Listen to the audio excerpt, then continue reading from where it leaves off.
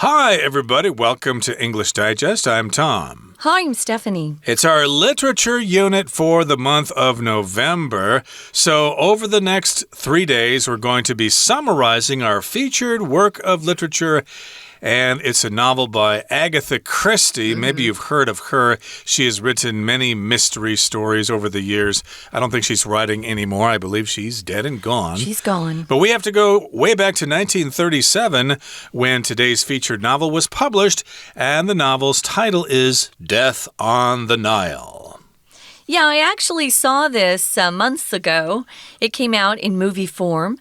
And I was interested or curious to see the acting in it. I already had heard about it.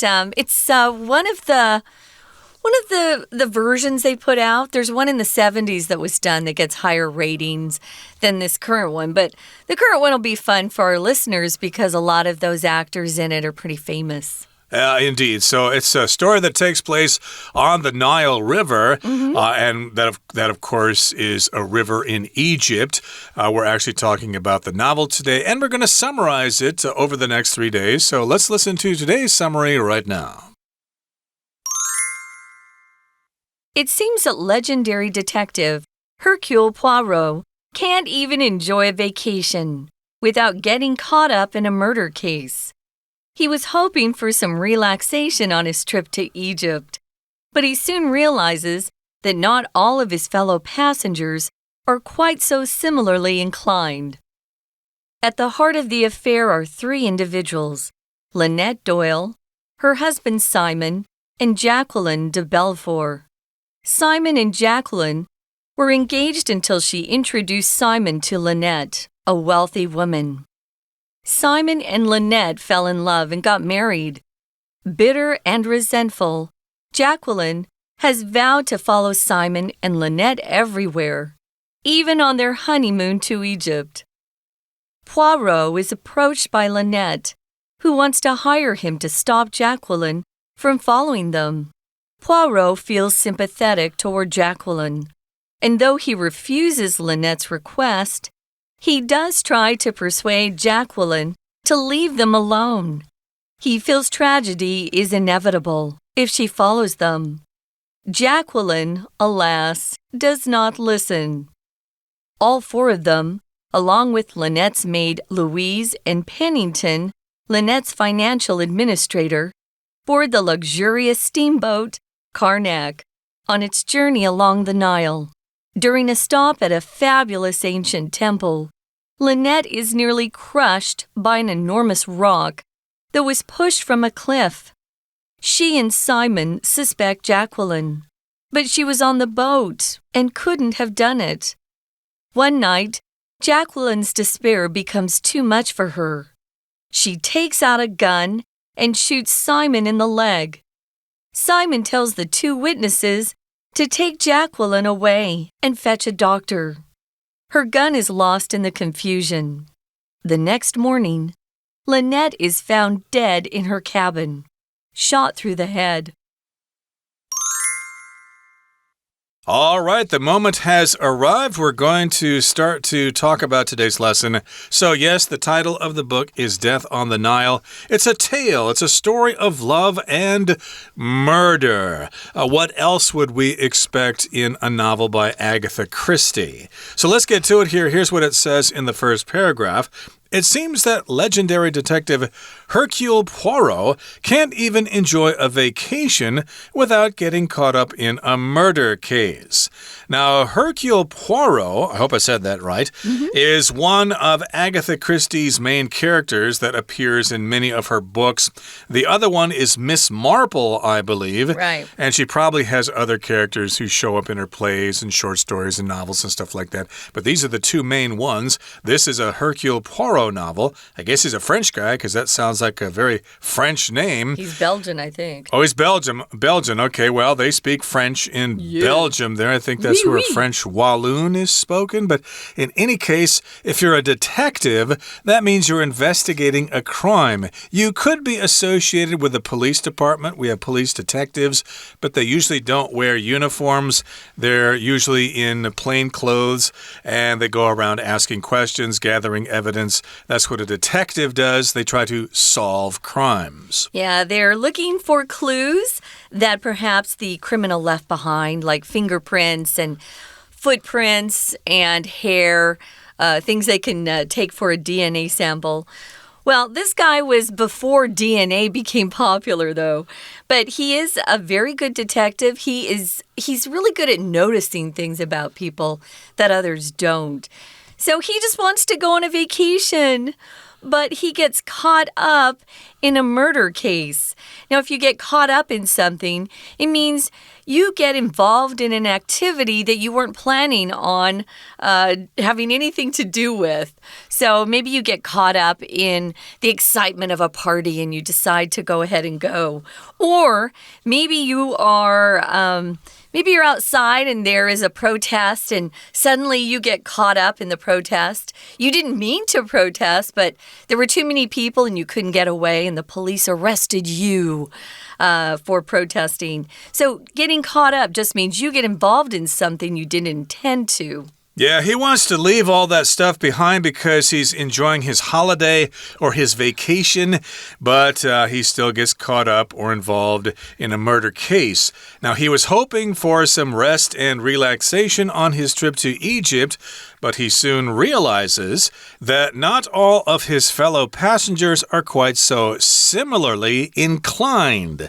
That's an interesting way to phrase this. To be inclined to do something means you have the tendency to do something. If you're in a situation where perhaps you went to a debate and you're listening to two politicians discuss election issues, and maybe we have Mary on one side and we have Joe on the other side, and you listen to Mary's speech and you listen to Joe's speech, and then you say, well, I'm inclined to believe what Mary said. I believe her arguments were more thought out and she had evidence to support her arguments, whereas Joe was kind of just being emotional and trying to rouse the crowd with accusations and insults and things like that, but it really wasn't based on evidence. So yeah, I'm inclined to believe Mary. I have the tendency to believe what she said.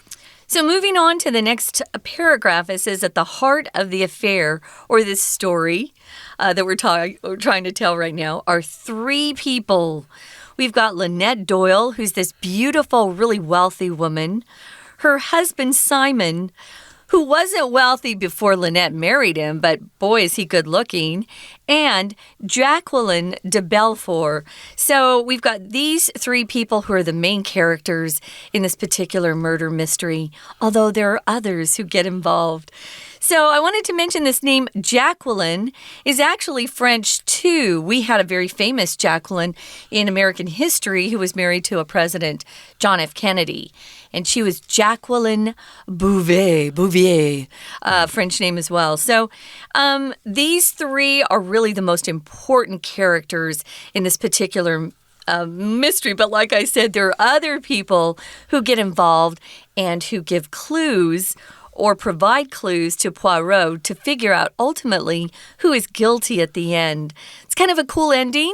And if you haven't seen the movie, maybe don't listen to the end of day 3. We're going to be telling the end of the movie. We'll spoil the ending for you. I was kind of shocked to find out how it ended, to be honest. So we've got Simon and Lynette. So Simon, the poor guy, but handsome, goes after Lynette, the wealthy, beautiful heiress, meaning her father or grandfather, when they die, are going to pass along their fortune to her. They fall in love and they get married. Well, who is this Jacqueline, Tom? What's her part or importance in this? Well, Jacqueline and Simon were engaged at one point. They were going to get married. But then, for some reason, she introduced Simon to Lynette, who was a wealthy woman. So maybe they were at a party, and Jacqueline thought it would be polite to introduce her fiancé. I think they were friends, which makes it so bad. Right. Sometimes that does happen. Yeah. Girls are friends and one tries to steal the other one's boyfriend or something like that. That's not a friend. And that could cause some problems here. So that's how they met here. Jacqueline was engaged to Simon, but Simon later met Lynette, who is a wealthy woman who's got a lot of money, and Simon and Lynette fell in love and got married. So Simon probably fell in love at first sight. Oh my goodness, Lynette is a beautiful woman and she's got a lot of money. It's the money. Boy, do I want to be together with her. And Lynette felt the same way. Oh, Simon, he's such a handsome boy. I really want to be together with him. So they fell in love and they got married, which means that Simon dumped Jacqueline. Yeah. He dumped her for Lynette. And as you might expect, Jacqueline is not happy about that. No, she's described as being bitter and resentful. So if you're bitter, you're very angry, you have a hard time finding any happiness in life. You just see all the bad parts of life in front of you. If you're resentful, something's happened to you that you think is really unfair. And so you're angry about the way you were treated. So I can understand why Jacqueline is a little bitter and resentful. And she has vowed to follow Simon and Lynette everywhere, which kind of sounds like a stalker. A stalker is someone who follows you, and you don't want them following you anywhere. We have those kind of people, though, that get obsessed about other people. So if you vow to do something, it's a very serious promise.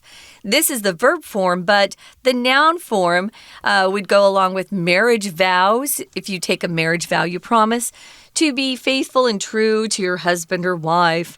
Well, she vows to follow Simon and Lynette everywhere they go, even on their honeymoon, which is so creepy. And their honeymoon is to Egypt, which is where Hercule Poirot is going. So we've got these three people in Egypt, and we've got Hercule there. So how does he get involved? Well, we'll find out in just a second, right after we take a break and listen to our Chinese teacher. 听众朋友大家好，我是安娜。我们今天开始连3天要带大家来看一个今年新出的电影，就是尼罗河谋杀案。好，那我们在讲故事的时候我们都会说5个 W 跟1个 H， 所以我们等一下会介绍 Who 主角是谁， When 什么时候发生什么事，在哪里 Where。好，那到底是什么事呢？ What 为什么会发生？ Why 还有经过如何的这个 How。 当然这只是很简单的，我们再复习一下讲故事有几个关键情节。当然讲故事有讲故事的技巧了齁。不过我们在这里呢，先看一下最重要的主角，就是有一个侦探。这个侦探呢叫做 Hercule Poirot，就是白罗先生。那么他呢是一个很有名的侦探。那因为他本来要去埃及旅行放松一下，就遇到了一个这个事件的一个核心人物，一个谋杀案。那其他的主角到底出现在哪里呢？出现在第2段第1句的地方。我们从中间冒号之后，先看这3个主角，一个叫做 Lynette Doll， 还有她的丈夫 Simon， 还有另外一个女生Jacqueline。 那么这3位呢，就是整个故事的核心主角，还有我们刚刚提到的这个很有名的侦探白罗先生 Poirot。 但是第2段的第1句是个倒装句哦，倒装句它是把副词放在前面。这个副词是什么呢？从 at 一直到 affair 这个地方，整个故事的核心 are就是主词 three individuals 3个人。那为什么要形成倒装呢？因为在主词之后要冒号仔细的说明解释这3个角色，所以句子才形成倒装。好，那到底 how 发生了什么样的事情呢？这个经过是如何呢？原来是这样，就是说 Simon 跟 Jacqueline 他们本来已经订婚了，然后呢 Jacqueline 呢把 Simon 介绍给一个女生叫做 Lynette。 那因为 Lynette 很有钱，后来 Simon 跟 Lynette 居然还相爱，就结婚了。所以这个 Jacqueline 是不是会很生气呢？在第2段第3句的地方， Jacqueline 就是因为很痛苦又很生气，所以他就发誓要跟随他们到天涯海角，甚至还跑去他们埃及的蜜月旅行，要去报仇。好，在第3句呢有一个分词构句哦，我们来看第2段第3句 bitter and resentful。 看到形容词开头逗点，一定是形容后面的主词。那在这样子的因果关系之下，我们可以推断原本句子应该是因为 Jacqueline 很痛苦又很生气，所以 Jacqueline 呢就发誓要追他们到天涯海角。好，所以句子本来应该是 Because Jacqueline is bitter and resentful 逗点，把连接词 because 删掉 ，be 动词的 is 直接变 being， 在句子的简化的时候 being 本来就没有意义，所以再删掉。剩下的 Jacqueline 跟逗点之后的 Jacqueline 主词相同，还是删掉，所以分词构句就只剩2个形容词。We're going to take a quick break. Stay tuned. We'll be right back.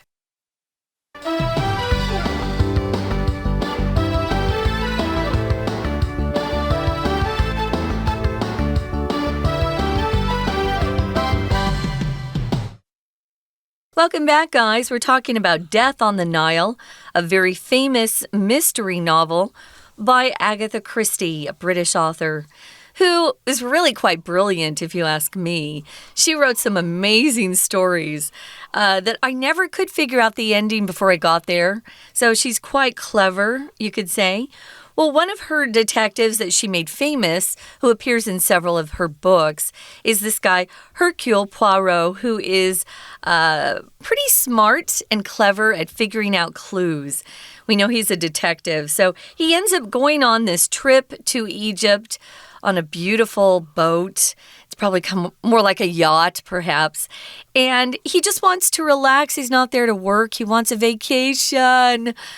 Sometimes we all need vacations. Well, he gets involved without meaning to. He gets caught up in a murder case that involves primarily 3 characters: Lynette Doyle, a beautiful, wealthy woman, her husband Simon, who is handsome but has no money, and Jacqueline de Belfort, who is the former fiancé of Simon, who is so angry that her fiancé Simon dumped her that she has promised to always follow Simon and Lynette wherever they go, even on their honeymoon. And right now, on this boat. So we've got 4 main characters here. We've got Lynette, we've got Simon, we've got Jacqueline, and we've got Hercule Poirot, and that's where he comes in. Poirot is approached by Lynette, who wants to hire him to stop Jacqueline from following them.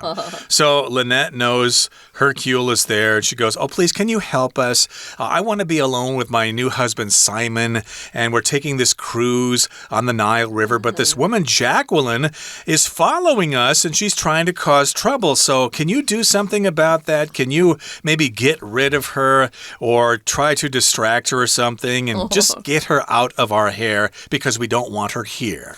Yeah, so that's how he gets caught up in this murder mystery that we're going to be moving along to. So Poirot actually feels sorry for Jacqueline. Jacqueline is the one that was dumped, right? So he feels sympathetic toward Jacqueline. And though he refuses Lynette's request, he says, "Yeah, I'm not going to get involved with this mess that you guys have going on." He does try to persuade Jacqueline to just leave them alone. Please, just leave them alone. They're on their honeymoon. He feels tragedy is inevitable if she follows them. Jacqueline, alas, or too bad, so sad, does not listen. So if something is inevitable, it means it's going to happen no matter what. It's just going to happen. It's inevitable if you eat too many calories that one day you're going to be fat. That just is what happens. That's just, fact of life. So it's inevitable that tragedy is going to happen because Jacqueline cannot leave these 2 alone. Yep, inevitable means unavoidable. It's going to happen to you. So, yes, she's there and she's really mad. She's bitter because Simon dumped her. She wants revenge. So let's find out what happens next. All 4 of them, Simon, Lynette, Jacqueline, and Hercule, along with Lynette's maid Louise and Pennington, Lynette's financial administrator, board the luxurious steamboat Karnak on its journey along the Nile. Now, a steamboat is a boat powered by steam steam. And these kinds of boats are common in rivers because rivers tend to be shallow, and steamboats need to have a flat bottom so they don't strike sandbars and stuff like that. You'll see a lot of steamboats in the Mississippi River, for example, and sometimes they have casinos on those boats. It depends on where you are. But this is a luxurious steamboat, so it's kind of like the Titanic of the Nile River. Very fancy. So it's luxurious. They've got all the amenities and things like that. So all four of them are on this boat, along with two other people. We've got the maid, Lynette's maid, Louise, and then we also have her financial administrator, who is named Pennington. Now, if you are an administrator, that means you probably take care of things, you run things in a company, you're responsible for running a business or an organization. It's kind of funny to me that she takes him along on her trip. Maybe she's giving him a free vacation, I don't know, but I guess she has to always check in with her financial administrator. So what happens is they're on the steamboat, and of course, along the way, you always make stops if you're on a cruise, and they're on a cruise. And during a stop at a fabulous ancient temple, Lynette is nearly crushed to death by an enormous rock. If you're crushed, it just means something presses down on you so hard that you break. Okay, so she's nearly crushed by this rock that was pushed from a cliff. No one sees who pushes it, though. What's a cliff? It's that high, steep face of a rock. And, just think of some of the movies we've seen where they're rock climbing.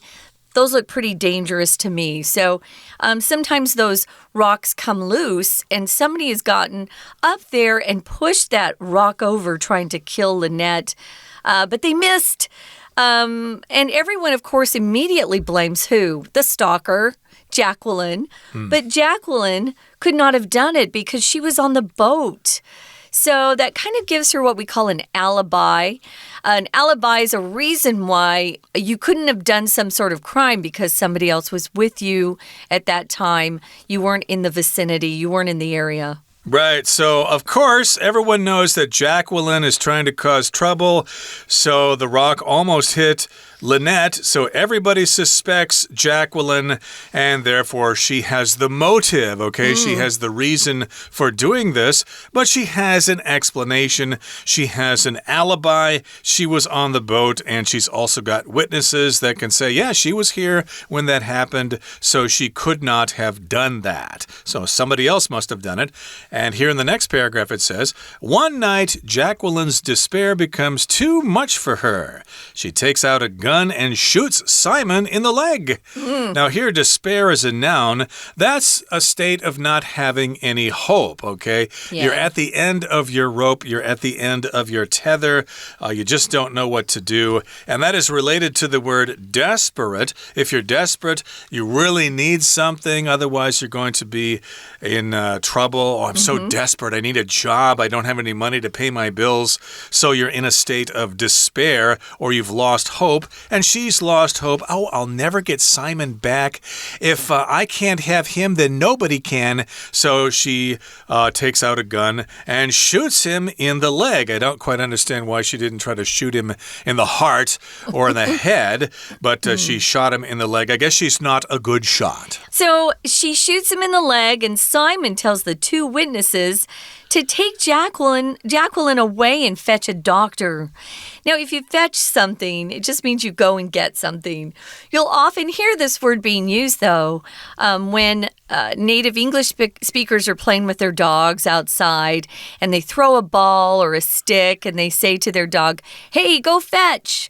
And the dog knows to run after that object that was thrown and bring it back. That's fetch, to fetch somebody. It was kind of a very popular word in, I would say, the 1800s, early 1900s in, the Wild West in America. Oh, gotta fetch a doctor. But we still will see it these days, and we use it when we play with our dogs, for sure. So they will go and fetch a doctor, get a doctor for him. And while all of this commotion and chaos is happening, that gun is lost. Someone loses track of the gun, so it's lost in the confusion. So When you say chaos, confusion, it's just a lot of people going different directions, not knowing what's happening. And that will be important in this story. Who has the gun? Suddenly it comes up missing. And supposedly Jacqueline has an alibi. I didn't spell that earlier. It's A-L-I-B-I. Okay, so the next morning, Lynette is found dead in her cabin, shot through the head. So lots of things are happening here. The gun disappeared after Jacqueline shot Simon in the leg, and then Lynette was found dead. So Simon has lost his wife, and maybe he's lost the inheritance as well. We'll continue to summarize this story in our next program, but right now, we're going to take a rest and listen to our Chinese teacher.那么后来，因为呢 ，Lynette 接近 Poirot， 就是白罗先生这个侦探嘛，他知道这个 Jacqueline 一直在跟着他们，所以本来想要雇佣侦探，希望能阻止 Jacqueline。而且 Poirot 其实本来对 Jacqueline 是很同情，那虽然他已经拒绝 Lynette 就是这个富家女的邀请啊，但是他其实也有找机会去说服 Jacqueline 不要再做这些事情，免得悲剧发生。可是还是发生悲剧了。接下来我们来看第3段的地方。